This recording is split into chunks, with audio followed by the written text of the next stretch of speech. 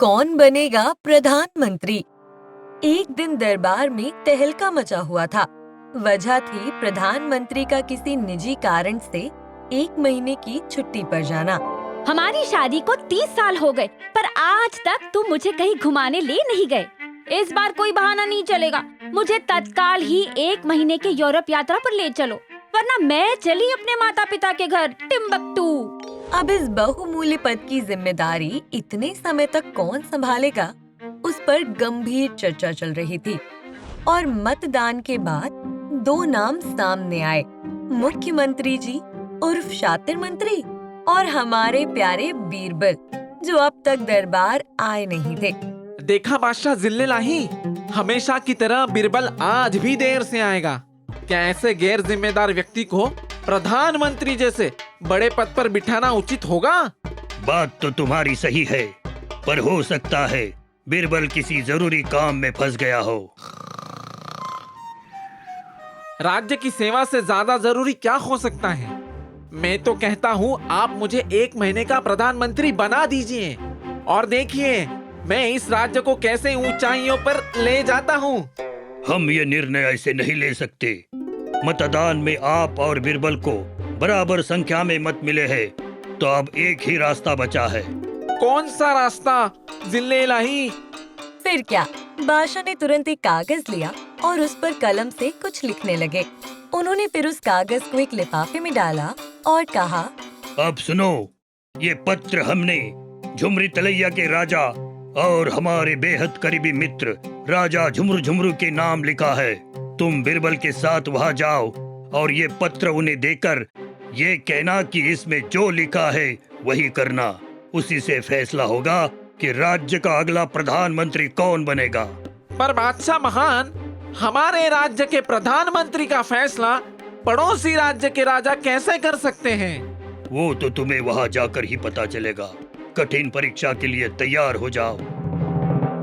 ये सुन शातिर मंत्री घबरा गए, पर और कोई रास्ता ना होने के कारण वे चुपचाप वहाँ से चले गए। और कुछ देर बाद आदेश अनुसार बीरबल और शातिर मंत्री झुमरी तलैया के राजा झुमरू झुमरू के पास आ गए। वहाँ पहुँचते ही दोनों ने राजा को नमन किया और बादशाह का पत्र उनके हाथ में सौंपते हुए कहा कि उन्हें वही करना है जो इस पत्र में लिखा है। पत्र पढ़ते ही राजा की तो जैसे आंखें फटी की फटी रह गईं। ये क्या?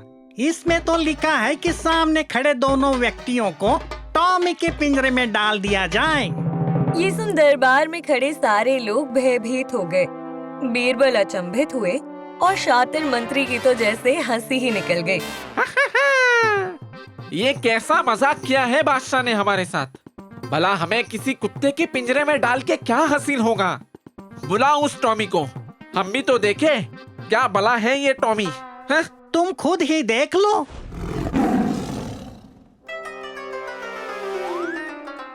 ये है हमारा खूंखार और आदमखोर शेर टॉमी। क्या? ये कैसे हो सकता है? जरूर आपसे पढ़ने में कोई गलती हुई होगी। क्षमा कीजिए महाराज, पर क्या मैं एक बार वो पत्र देख सकता हूँ?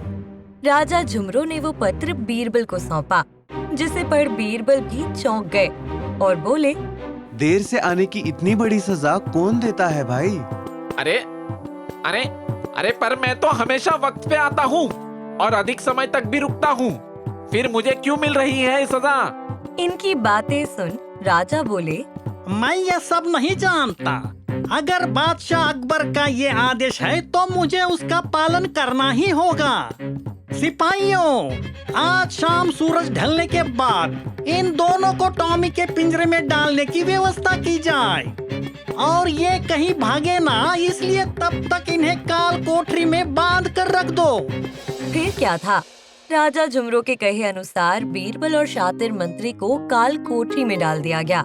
पर वहाँ रहकर उन्हें चैन कैसे आता? आखिरकार आज उनकी जिंदगी का सवाल था। और तो और आज बीरबल के दिमाग में भी कोई युक्ति नहीं आ रही थी। उन्होंने भी अपनी बुरी किस्मत को स्वीकार लिया था। क्या से क्या हो गया बीरबल?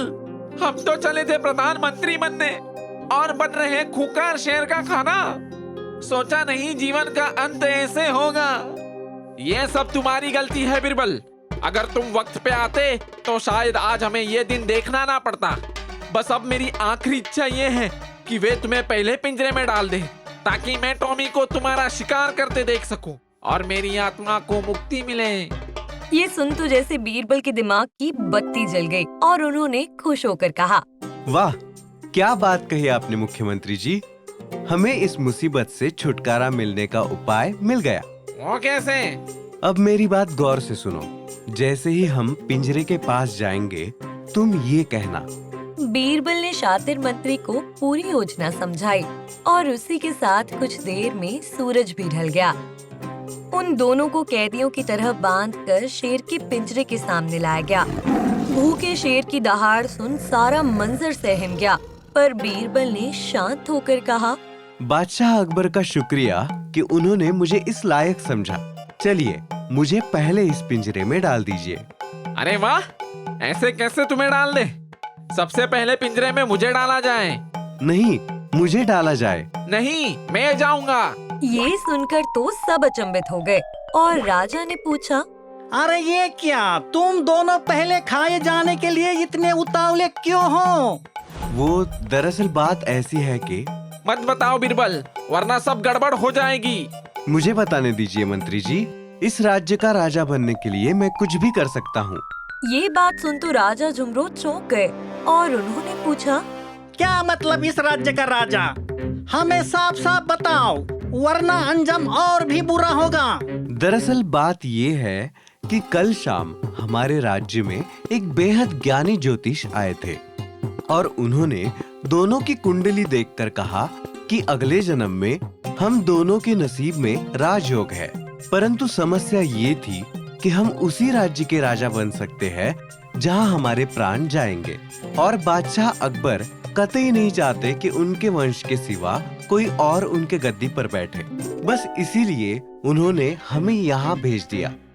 ये बात सुन तो राजा झुमरो अपने तख्त से ही फिसल गए। पर अब हम दोनों तो राजा नहीं बन सकते, इसलिए शायद जो पहले जाए वही राजा बन सकता है। राजा झुमरू तुरंत गद्दी से उठे और बोले, क्या? तो ये बात है, हमें बादशाह अकबर से ये उम्मीद नहीं थी। हम इसी वक्त तुम दोनों को रिहा करते हैं और मुगलों के खिलाफ जंग का ऐलान करते हैं।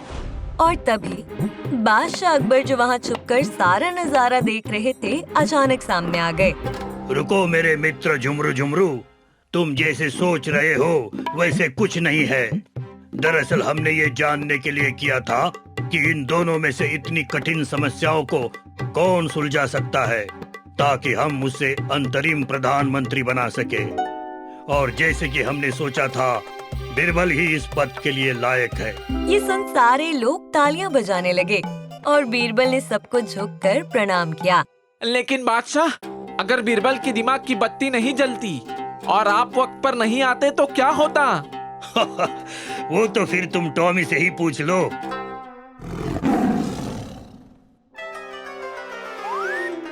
ये नजारा देख सब हंस पड़े और हमने ये सीखा कि अगर जिंदगी में कुछ बड़ा चाहिए तो बड़ी चुनौतियों को भी पार करने का साहस होना चाहिए। धोखा देने से किसी का भला नहीं होता। हर रोज की तरह दरबार में सभा चल रही थी, जहां बादशाह अकबर और उनके मंत्री किसी महत्वपूर्ण विषय पर गंभीर चर्चा कर रहे थे। और उसी वक्त अचानक एक गरीब किसान सिपाहियों को चकमा दे अंदर घुस आया और हाथ जोड़ के चीख चीख कर बादशाह से मदद की विनती करने लगा। किसान की इस हरकत से बादशाह आग बबूला हो गए और गुस्से में कहा, ऐसी क्या बात हो गई कि तुमने इतना शोर मचाया है? क्या तुम्हें पता नहीं, इस समय हम मंत्रियों के साथ राज्य की समस्या पर चर्चा करते हैं। महाराज, मुझे क्षमा कीजिए, मेरी समस्या ही कुछ ऐसी है कि मैं बेहाल हो रहा हूँ। बादशाह ने विचार किया और बोले, ठीक है, बताओ क्या बात है, पर अगर तुम्हारी समस्या व्यर्थ निकली तो तुम्हें सभा भंग करने के जुर्म में काल कोठरी में बंद कर दिया जाएगा। उस गरीब किसान ने बादशाह को धन्यवाद किया और बोला, महाराज, दरअसल मेरे साथ बहुत बड़ा धोखा हुआ है। बादशाह सुनकर अचंभित हो गए और उस गरीब किसान को अपनी समस्या विस्तार में बताने को कहा। तभी उस गरीब किसान ने सभा को बताया कि कुछ दिन पहले उसे पानी की कमी के कारण खेती करने में बड़ी दिक्कत आ रही थी। इसीलिए उसने गांव के एक अमीर आदमी से कुआं खरीदने का फैसला किया। अगले दिन वो गरीब किसान अपनी सारी जमा पूंजी ले उस अमीर आदमी के पास पहुंच गया और हैसियत ना होने के बावजूद उसने उस कुएं को मोटी रकम में खरीद लिया। ये सुनकर बादशाह ने पूछा, तो समस्या कहाँ है? तब गरीब किसान ने बादशाह को बताया कि समस्या ये है, जब वो कुएं में पानी निकालने गया तब उस अमीर आदमी ने उसे रोका और कहा कि तुम इस कुएं से पानी नहीं निकाल सकते। उसकी इस बात पर किसान ने अचंभित होकर पूछा, क्यों नहीं निकाल सकता? मैंने तो सारी कीमत चुकती करके ये कुआं खरीदा है। उस पे अमीर आदमी ने तुरंत कहा, तुमने सिर्फ कुआं खरीदा है मुझसे, कुएं का पानी नहीं। अगर इस कुएं का पानी चाहिए तो तुम्हें पानी के भी पैसे भरने होंगे। इस बात को सुनकर सभा में हड़बड़ी मच गई और बादशाह सोच में पड़ गए, क्योंकि ये वाकई एक अजीब दुविधा थी। किसान फूट फूट कर रोने लगा और उसने कहा, महाराज, मैं ठहरा किसान आदमी। मैंने अपनी बीवी के गहने गिरवी रख के मेरे खेत की सिंचाई के लिए कुआं खरीदा था। अब अगर पानी भी खरीदना पड़े तो खुद को गिरवी रखना पड़ेगा महाराज। अकबर बहुत चिंतित हो गए और उन्होंने कहा, अब इस समस्या का निवारण तो सिर्फ एक ही व्यक्ति के पास हो सकता है, बीरबल। ये सुनते ही बीरबल सोच में पड़ गए। उनके दिमाग में विचार आने लगे कि ये तो काफी अजीब समस्या है, कुछ ऐसी जो मैंने ना कभी सुनी ना देखी। इस समस्या का किस प्रकार समाधान किया जाए? बीरबल को ऐसे सोच में पड़ते देख दरबार के एक शातिर मंत्री ने बादशाह से पूछा, और अगर बीरबल ने इस समस्या का हल नहीं ढूंढा तो? अगर ऐसा हुआ तो हम बीरबल को सलाहकार पद से बर्खास्त कर देंगे।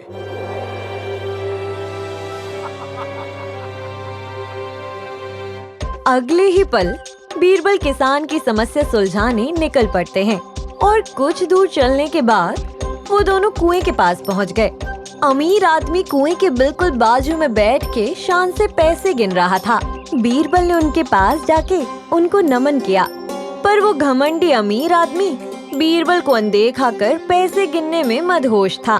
फिर बीरबल ने दोबारा कोशिश की। मैंने कहा नमस्ते। क्या चाहिए तुम्हें? बीरबल ने किसान की तरफ उंगली दिखाते हुए कहा, तुम इस किसान को तुमसे खरीदे हुए कुएं से पानी निकालने के लिए मना क्यों करते हो? उस भले इंसान से कहो कुएं के पानी के भी पैसे भरे। जरा वो बात दोहराना जो तुमने किसान से कही थी। यही कि किसान ने सिर्फ कुआं खरीदा है मुझसे, कुएं का पानी नहीं। ये सुन बीरबल बोले, मैं तुम्हारी बात से बिल्कुल सहमत हूँ। वो पानी तुम्हारा है और कुआं इस किसान का। बस फिर सारा पानी कुएं से बाहर निकालो या फिर पानी कुएं में रखने का किराया दे दो। ये सुन किसान आश्चर्यचकित हो गया और अमीर आदमी ने हकलाते हुए बीरबल से पूछा, मतलब? मतलब कुआं तो किसान का है, तो कानूनी तौर पे कुएं का सारा अधिकार किसान के पास है। कुएं के अंदर का पानी तुम्हारा है, तो तुम पानी कुएं से बाहर निकालो या अंदर रखने का किराया कुएं के नए मालिक यानी इस गरीब किसान को दे दो। ये सुन अमीर आदमी आश्चर्यचकित हो गया और उसकी नजर शर्म से नीचे झुक गई। तभी बीरबल ने सिपाहियों को अमीर आदमी को धोखा देने के जुर्म में गिरफ्तार करने का आदेश दिया। अमीर आदमी घुटने के बल बैठ बहुत गिड़गिड़ाया, पर ऐसी गलती माफी के लायक नहीं होती। तो दोस्तों, इससे हमने क्या सीखा? यही कि लोगों को धोखा देने की कोशिश ना करें, क्योंकि आपको उसकी कीमत चुकानी पड़ेगी। जो भी होता है अच्छे के लिए होता है। एक पेट भरी दोपहर बादशाह अकबर और उनके चहेते मंत्री बीरबल भोजन करके डकार रहे थे और जंगल में खूंखार आदमखोर आदिवासियों के बारे में चर्चा कर रहे थे। तभी बादशाह को कुछ मीठा खाने का मन हुआ और उनकी नजर सामने रखी फलों की टोकरी पर पड़ी। चर्चा करते हुए उन्होंने अपना हाथ एक सेब की ओर बढ़ाया और तभी गलती से उनकी उंगली वहां रखी तेज धार छुरी से लगकर कट गई, जिससे काफी खून बहने लगा। बादशाह दर्द से बिलबिलाते हुए चीख पड़े। मेरी उंगली कट गई। ये देख वहाँ खड़े बीरबल ने तुरंत सैनिकों को आवाज लगाई। सिपाहियों, जल्दी से वैद्य जी को लेकर आओ। पर अकबर से दर्द सहा नहीं जा रहा था। उन्हें इतनी तकलीफ में देख बीरबल ने उनको तसल्ली देते हुए कहा, फिक्र मत कीजिए महाराज, जो होता है अच्छे के लिए होता है। ये बात बादशाह अकबर को जख्म पे नमक की तरह तिलमिला गई और वे क्रोधित होके बोले, क्या यहाँ हमारी उंगली कट गई है और तुम कह रहे हो जो होता है अच्छे के लिए होता है? वहाँ खड़े शातिर मंत्री को आग में घी डालने का ये सही मौका लगा। ये क्या बकवास कर रहे हो बीरबल? बादशाह का दुख तुम्हें अच्छा लग रहा है? ये सुनने से पहले मेरे कान क्यों नहीं फट गए? जी मंत्री जी, मेरा विश्वास कीजिए, जरूर इसमें भी कुछ अच्छाई छुपी होगी। बस करो बीरबल, ये तो बादशाह की दरिया दिली है कि उनकी इतनी तौहीन के बावजूद तुम अब तक यहाँ खड़े हो। कोई और होता तो तुम्हें धक्के मारकर यहाँ से निकाल देता। सही कहा मंत्री जी आपने। मैं कई दिनों से बीरबल की बेतुकी बातें सुन रहा हूँ, इसीलिए मैं इसी वक्त इसे दरबार से बर्खास्त करता हूँ। आइंदा यहाँ कभी मत लौटना। महाराज, मैं आपका दिल दुखाना नहीं चाहता था, पर आपसे इतना जरूर कहूंगा कि जो भी होता है अच्छे के लिए होता है। ये कहकर बीरबल आदर से प्रणाम कर वहाँ से चुपचाप निकल गए और अकबर बस उसे गुस्से से देखते रह गए, जबकि शातिर मंत्री के मन में लड्डू फूटने लगे और उसने अपने आप से कहा, चलो, जो हुआ अच्छा ही हुआ। अगले दिन बादशाह अपने कुछ मंत्रियों और सिपाहियों के साथ जंगल के रास्ते से पड़ोसी राज्य में जा रहे थे। टोली के सभी लोग सहमे सहमे से थे, क्योंकि ये जंगल खूंखार जानवरों से ही नहीं बल्कि उन आदिवासियों के लिए भी बदनाम था जो इंसानी बलि देते थे। उस पर बादशाह बोले, सभी मंत्रिमंडल झुंड से दूर न जाए। इस जंगल में आदमखोर आदिवासी रहते हैं। अगर कोई अकेला पड़ गया तो उसे अपनी जान से हाथ धोना पड़ सकता है। तभी अचानक बीच रास्ते ठंडी हवा से भरी आंधी चलने लगी। ये देख टोली के सभी लोग वहीं रुक गए। ये तो तूफान का प्रतीत होता है, कहीं हम फंस न जाए। ये सुन शातिर मंत्री ने सोचा कि बादशाह को खुश करने का इससे अच्छा मौका नहीं हो सकता, और वो तुरंत बोला, जी हुजूर, लग तो ऐसा ही रहा है, पर हमें ऐसी छोटी मोटी आंधियों से नहीं डरना चाहिए और आगे बढ़ते रहना चाहिए। वैसे देखा जाए तो पड़ोसी राज्य कुछ ज्यादा दूर नहीं है। तूफान बढ़ने से पहले हम जंगल पार कर चुके होंगे हुजूर। बात तो तुम्हारी सही है। यहाँ आदमखोर आदिवासियों से सामना करने से अच्छा है हम इसी तूफान का सामना करें। चलो आगे बढ़ते हैं। पर कुछ कदम दूर चलते ही तूफान पूरे उफान पर आ गया, जिसके कारण सभी घोड़े डर से कपकपा उठे और अपने सवारियों को ले यहाँ वहाँ भागने लगे। बादशाह का घोड़ा भी अपना संतुलन खो भाग पड़ा और ऐसी जगह जाकर टकराया जिसकी भनक उस पर सवार बादशाह को भी नहीं थी। कुछ देर बाद तूफान शांत हुआ और दरबारी बेहोशी की हालत से उठने लगे, पर मंत्रियों के होश संवरने से पहले ही फिर उड़ गए, क्योंकि बादशाह कहीं नजर नहीं आ रहे थे और इसका अंजाम तो बस बुरा, बहुत बुरा ही हो सकता था। शाम ढलती गई और दिन अंधकार में समाने लगा। जंगल के किसी अनजान कोने में बादशाह अकबर ने बेहोशी से उभरकर धीरे से अपनी आंखें खोली, पर आंख खोलते ही वे फटी की फटी रह गई, क्योंकि बादशाह ने अपने आप को एक पेड़ से बंधे हुए और कुछ नाचते हुए आदिवासी से घिरा हुआ पाया।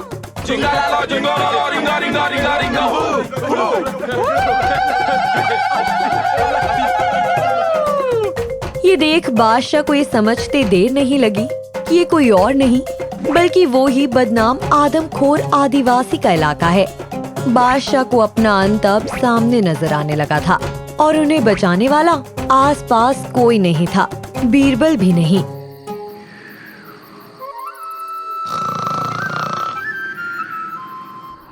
आदिवासी बादशाह को किसी जानवर की तरह बांधकर तंदूर करने वाली भड़कती आग के सामने ले आए। बादशाह समझ गए कि उनका क्या हशर होने वाला है और कपकपाती आवाज में बोले, देखिए, मुझे जाने दीजिए, मैंने आप सबका क्या बिगाड़ा है? तभी उस कबीले का क्रूर राजा अकबर के पास चल के आया और बोला, ये तुम्हें हमारे इलाके में आने से पहले सोचना चाहिए था। अब तुम हमारे शिकार हो। आज तुम्हारी बलि चढ़ेगी और फिर तुम्हें हम पकाकर खा जाएंगे। ये सुन बादशाह पसीने से लथपथ हो गए। वे समझ गए अब जो होगा अच्छा नहीं होगा और हताश होकर उन्होंने अपनी खराब किस्मत को अपना लिया। तभी आदिवासियों के राजा ने अपने लोगों को आदेश दिया, सिपाहियों, बलि की प्रक्रिया शुरू करो। पहले शिकार के शरीर को जांचा जाए। तभी एक आदिवासी किसी बंदर की तरह बादशाह के शरीर को जांच पर रखने लगा और अचानक उसकी नजर बादशाह की कटी हुई उंगली पर पड़ी। उसने बादशाह के हाथों को ऊपर उठाया और अपनी भाषा में चिल्लाने लगा, छोटी छोटी कोटी कोटी, छोटी कोटी कोटी कोटी। ये देख कबीले का राजा चौंक गया। क्या? इसकी तो उंगली पहले से ही कटी हुई है। खून पहले ही बह चुका है। ये हमारे कुल देवता को स्वीकार नहीं होगा। इन्हें जीवित यहाँ से जाने दिया जाए। ये सुन तो जैसे बादशाह को अपने कानों पे यकीन नहीं हुआ। वे अत्यंत खुश होकर बोले, आपका बहुत बहुत धन्यवाद। धन्यवाद मेरा नहीं, इस कटी हुई उंगली का करो। खुश नसीब निकले तुम। एक छोटी सी चोट ने तुम्हारी जान बचा ली। सिपाहियों, जाओ, इन्हें बाइज्जत उनके घर छोड़ाओ। उस उंगली को देख बादशाह के आंखों से खुशी के आंसू बहने लगे और वे खुद से बोले, सच में जो हुआ अच्छा ही हुआ था। धन्यवाद बीरबल। और फिर अगली सुबह आदिवासी बादशाह को उनके राज्य में सही सलामत छोड़ाए। दरबार में खुशी की लहर छा गई थी। बादशाह ने अपनी बात पूरी करते हुए कहा, तो इसी प्रकार से हम वहां से जिंदा लौट आए। इसके लिए बीरबल का बहुत बहुत शुक्रिया, जिन्होंने हमें जिंदगी का एक बहुत अहम पाठ पढ़ाया। तुम महल फिर से लौट आ सकते हो बीरबल। सारे दरबारी तालियां बजाने लगे। तभी शातिर मंत्री जलन से आग बबूला होकर वहां से जाने लगा। अचानक उनका पांव फिसला और वे गिर पड़े और उस वक्त बादशाह और अकबर ने एक सुर में कहा, कोई बात नहीं मंत्री जी, जो होता है अच्छे के लिए ही होता है। तो आज हमने इस कहानी से क्या सीखा? यही कि जीवन में कोई भी अच्छी या बुरी चीज हमेशा अच्छे के लिए होती है। एक जवाब ऐसा भी। एक भरी दोपहर राज्य में शनिवार का बाजार लगा हुआ था, जहां लोग रोजमर्रा की खरीदारी में व्यस्त थे। और तभी वहां ढोल पीटते हुए एक उद्घोषक बादशाह का संदेशा ले आया। सुनो सुनो सुनो, बादशाह अकबर का संदेशा है कि राज्य का कोई भी व्यक्ति अगर दरबार आके उनके बताए हुए व्यक्ति का दिमाग पढ़ के बताएगा तो उसे इनाम में 500 सोने की अशर्फियां दी जाएंगी। तो सभी दिमाग पढ़ने वाले आज शाम तक दरबार पधारे। ये सुन भीड़ में खड़े ज्योतिष, जादूगर और अन्य कलाकार तो जैसे खुशी से फूले नहीं समा पाए और अपना काम छोड़ तुरंत दरबार की ओर तेजी से दौड़े। अब उन बेचारों को क्या पता था कि वहाँ उनका सामना बहुत ही चतुर दरबारियों से होगा, जो किसी का भी दिमाग घुमा सकते हैं। कुछ देर बाद दरबार के बाहर विद्वानों की लंबी कतार लग गई और एक एक कर सारे भीतर जाके बादशाह के बताए हुए व्यक्ति का दिमाग पढ़ने की कोशिश करने लगे। तो मुख्यमंत्री जी इस वक्त आम खाने के बारे में सोच रहे हैं। पर दरबार के मंत्री भी कुछ कम नहीं। वे इन ज्योतिषों की फिरकी लेते हुए उनके बताए हुए जवाब से जानबूझकर सहमत ही नहीं होते, भले ही वो जवाब सही क्यों ना हो। गलत जवाब। खाना तो छोड़ो, मैं तो आम के नाम से भी नफरत करता हूँ। ये सिलसिला काफी देर चलता रहा, पर सारे मंत्री हर किसी के जवाब को नाकार देते। ये देख बादशाह उदास हो जाते हैं और उनका भरोसा इन विद्वानों से उठने लगता है। क्या हमारे राज्य में ऐसा कोई नहीं जो किसी का दिमाग पढ़ सके। लेकिन ये अद्भुत चुनौती सिर्फ अकबर राज्य तक नहीं बल्कि अड़ोस पड़ोस के सारे राज्यों में भी फैल चुकी थी, जिसके कारण दिल्ली राज्य के एक विश्व प्रसिद्ध और बेहद गरीब ज्योतिष आचार्य मन पढ़कर बादशाह अकबर के राज्य की ओर निकल पड़े। उन्हें अपने विद्या पर उतना ही भरोसा था जितना सूरज को अपनी किरणों पर रास्ते में उनकी मुलाकात एक पुराने मित्र से हुई, जिन्होंने उन्हें बताया कि कैसे दरबारी चालाकी से उनकी बातों से सहमत नहीं होते। ये सुन तो जैसे आचार्य मन पढ़कर के तो मानो होश ही उड़ गए। तभी उन्होंने सोचा कि क्यों ना दरबार जाने से पहले एक बार बीरबल से इस समस्या के बारे में चर्चा की जाए। फिर क्या, कुछ देर बाद वो बीरबल के घर आ पहुँचे। राजा बीरबल प्रणाम। मैं आचार्य मन पढ़कर यहाँ बादशाह के दिमाग पढ़ने की चुनौती स्वीकारने आया हूँ। प्रणाम आचार्य जी। पर आप महल की जगह यहाँ कैसे? कहीं आपने पता गलत तो नहीं पढ़ लिया? आचार्य ने बीरबल को सारी बातें समझाई, जिससे सुन बीरबल को थोड़ा संकोच हुआ और वे इस बारे में सोचने लगे। जिसे देख आचार्य बोले, क्यों राजा बीरबल, आप यही सोच रहे हो ना कि क्या पता शायद सचमुच दरबारियों का मन कोई पढ़ न पाया तो? ये सुन तो बीरबल एकदम चौंक गए और उन्हें आचार्य जी के हुनर पर विश्वास हो गया। वाह आचार्य जी, मान गए। आपका हुनर तो लाजवाब है। धन्यवाद राजा बीरबल। अब आप ही बताएं कि मैं दरबार में अपने आप को कैसे साबित करूं ताकि मेरी और मेरे इस कला की इज्जत रह जाए। इस पर बीरबल ने कुछ विचार किया और तभी उनके दिमाग में एक उपाय सूझा। वो उसे आचार्य को बताने ही वाले थे कि उतने में वे मुस्कुराते हुए बोले, रहने दीजिए, मैंने सब सुन लिया है। ये सुनकर बीरबल हंसने लगे और आचार्य जी वहाँ से दरबार की ओर निकल पड़े। दरबार पहुँचते ही आचार्य ने बादशाह को प्रणाम किया और अपना परिचय दिया। आपके बारे में हमने काफी सुना है आचार्य जी, तो कहिए क्या आप मेरे किसी एक मंत्री का दिमाग पढ़ सकते हो? किसी एक का क्यों, आप कहे तो आपके सारे दरबारियों का मन एक साथ पढ़ के बता सकता हूँ।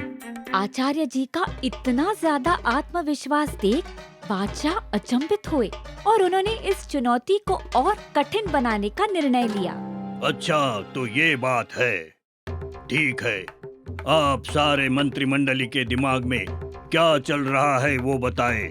पर अगर आपकी बात गलत निकली तो आपको आजीवन काल के लिए काल कोठरी में डाल दिया जाएगा। तो कहिए आचार्य जी, चुनौती मंजूर है? इस पर आचार्य तुरंत बोले, मुझे चुनौती मंजूर है। ठीक है, तो बताओ इस वक्त मेरे दरबारी क्या सोच रहे हैं?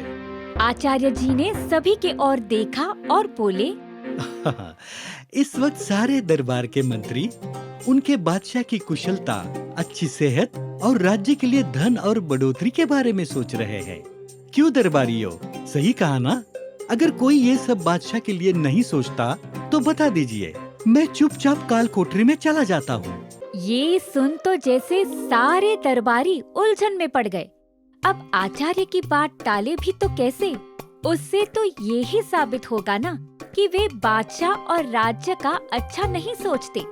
इसीलिए सबने हिचकिचाते हुए एक सुर में कहा, हाँ हाँ, सही है, सही है। ये सुन बादशाह काफी प्रसन्न हो गए और उन्होंने आचार्य जी को 500 के जगह 1000 सोने की अशर्फिया देने का ऐलान किया।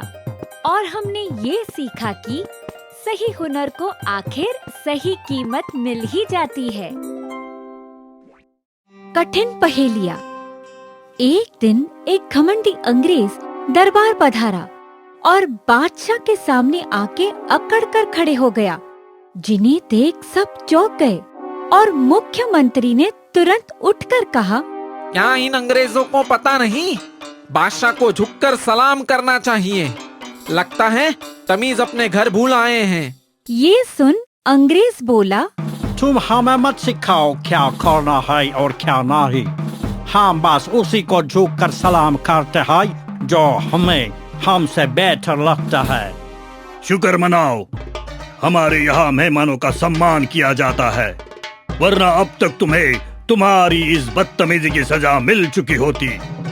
योर मैजेस्टी, आप अगर मुझे सजा देंगे तो हमारी महारानी क्वीन अंग्रेजिया को इस राज्य पर हमला करने की एक बहुत बड़ी वजह मिल जाएगी, और उम्मीद है कि आप हमारी ताकतवर फौज जिनके पास आधुनिक हथियार है उनसे युद्ध करना नहीं चाहेंगे। हैं? ये युद्ध की धमकियां हमें मत देना। आ जाओ मैदान में, देखते हैं किसमें कितना है दम। हम उसी के लिए तो यहाँ आए हैं। क्या मतलब? मतलब ये, हथियार से ज्यादा ताकत होशियारी में होती है, और हम ये देखना चाहते हैं कि तुम्हारे राज्य के लोग हमसे ज्यादा होशियार है या नहीं। और वो तुम कैसे साबित करोगे? ये बहुत आसान है, बस आपको मेरी दो पहेलियों को सुलझाना होगा, बस। और अगर सुलझा दे तो? अगर तुमने हमारी पहेलियां सुलझा दी तो क्वीन अंग्रेजिया खुद आकर आपके हुनर को सलाम करेगी। लेकिन अगर तुम पहेलियां नहीं सुलझा पाए तो आपको हर महीने हमें 3 गुना लगान देना होगा। ये सुन तो सारे दरबार में हड़बड़ी सी मच गई और बादशाह सोच में पड़ गए। तो बोलो, शर्त मंजूर है क्या नहीं? और उस वक्त वहाँ बैठे बीरबल खड़े हुए और बोले, हमें ये शर्त मंजूर है। ये क्या कह रहे हो बीरबल? भला हम इन अंग्रेजों की बातें क्यों माने? हम इनसे डरते हैं क्या? बात डर की नहीं है मुख्यमंत्री जी, बात आत्मसम्मान की है। इन्होंने बादशाह अकबर के सामने जो गुस्ताखी की है उसकी सजा यही होगी कि ये जिले-लाई को सलाम करे, तभी हमारे आत्मसम्मान की जीत होगी। महाराज, आप मुझ पर भरोसा कीजिए, मैं इनकी पहेलियां सुलझा दूंगा। और अगर नहीं सुलझा पाए तो तुम्हारी एक गलती से हमें 3 गुना लगान देना होगा।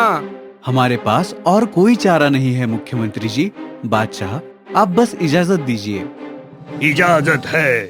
Very good. तो मेरी फर्स्ट पहेली ये है कि मैं हर जगह हूँ, लेकिन कोई मेरा सटीक स्थान नहीं बता सकता। मैं दुनिया के हर कोने में घूमता हूँ। मैं वो भी जगहों में जा सकता हूँ जहाँ कोई और नहीं पहुँच सकता। मेरी आवाज सीमाहीन है। मैं आकाश में भी घूम सकता हूँ। जल और पृथ्वी भी मेरी हाजिरी पर कांपते हैं। अगर मैं चाहूँ तो बड़े पेड़ों को भी उखाड़ सकता हूँ। कोई मुझे पकड़ नहीं सकता, कोई मुझे देख भी नहीं सकता। फिर भी मैं दुनिया के लिए अनिवार्य हूँ। अब बताओ मैं कौन हूँ?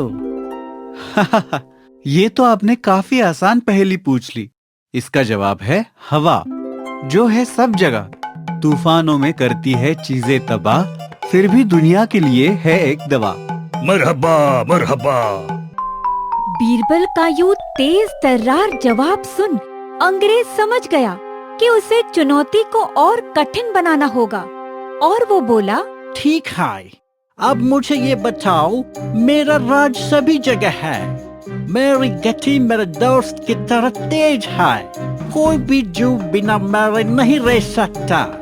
मैं एक बक्से में बंद हूँ। अब बताओ मैं कौन हूँ? इस बार तो बीरबल भी सोच में पड़ गए और अंग्रेज मन ही मन मुस्कुरा उठा। बादशाह अकबर और दरबारियों को लगा कि अब तो उन्हें 3 गुना लगान देना ही होगा। तभी शातिर मंत्री गुस्से से बोले, देखा, मैंने कहा था ना बादशाह अकबर, ये बीरबल एक दिन पूरा राज्य ले डूबेगा। इसके खोखले दिमाग ने हमारी नाक कटा दी है। हैं? बददिमाग, बददिमाग, बददिमाग, बददिमाग। शातिर मंत्री का ताना सुन बीरबल के चेहरे पर एक मुस्कुराहट आ गई, जिसे देख अंग्रेज चौंक गया। वाह मंत्री जी, क्या बात कही आपने। मेहमान महोदय, आपके पहेली का जवाब है दिमाग, जो होता है हमारी खोपड़ी के बक्से में बंद, जिसकी काम करने की गति लगभग सबकी एक जैसी होती है और उसी के जरिए यहाँ कोई और राज करता है। ये सुन अंग्रेज पहले तो चौंक गया और फिर मुस्कुराते हुए बोला, ये जवाब सही है, योर मैजेस्टी। आपको और आपके राज्य के लोगों को मेरा सलाम।